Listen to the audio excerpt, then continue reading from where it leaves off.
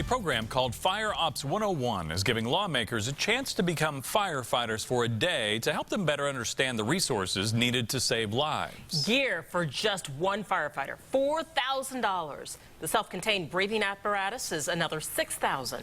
An aerial truck is about $800,000. An engine, $450,000.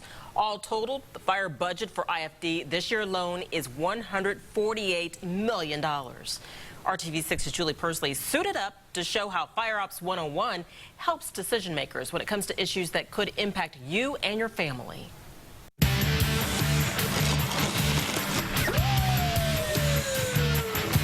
Gear and manpower can make the difference between life and death during an emergency. Wow, these are really heavy. That's why I suited up with lawmakers from around Marion County to find out what it's like when first responders are called into action. It's familiarization with us in the fire service and EMS world that it takes equipment, it takes manpower, it takes full staffing and commitment from everybody involved to be able to do our job. Y'all ready? Ready? Group two, group two, group two.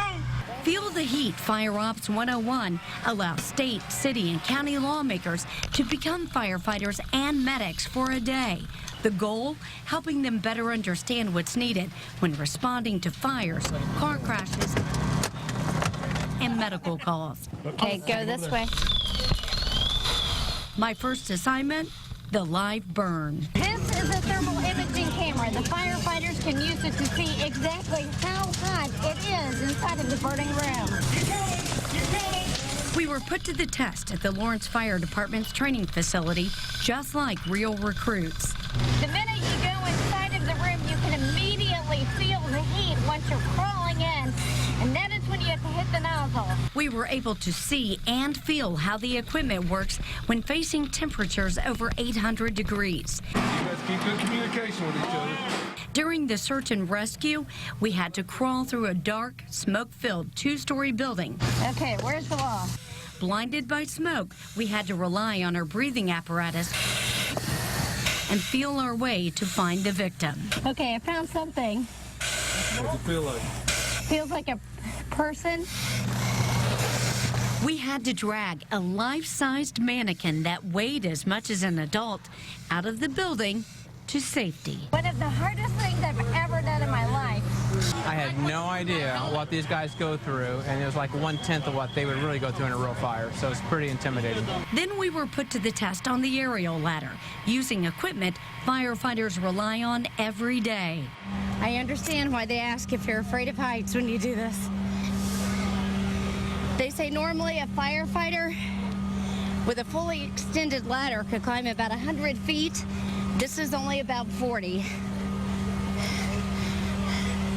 And you cannot look down. Climbing, even for just one day in their boots, gives decision makers a new perspective when budget time rolls around and requests come in for new equipment. It enables them to see exactly what we go through, exactly what we need.